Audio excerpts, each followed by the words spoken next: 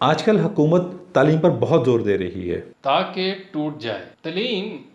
यार देखो फैसल, अजीब बात है ना, जिस चीज़ पर जोर दिया जाता है वो टूट जाती है। अब देखो मशरकी पाकिस्तान पर कितना जोर दिया, टूट के बांग्लादेश बन गया ना। आप किस किस्म का स्कूल खोलना चाह रहे हैं? Lincoln American park school. इस नाम पे तो इजाज़त मिल जानी चाहिए आपको। यह एक सवाल उठता है, जीनियस आदमी हो ना तुम। लिंकन ने तो कोई स्कूल नहीं खोला था, फिर लिंकन को क्यों गोली मारी गई? लिंकन को मारें आप दोबारा गोली। नहीं, मरे हुए आदमी को दोबारा गोली नहीं मारी जा सकती। ये जाहलों वाली स्टेटमेंट है। पाकिस्तानी तालीम का जिक्र हो रहा है, इसमें अमेरिकन प्रेसिडेंट कहाँ से आ गए?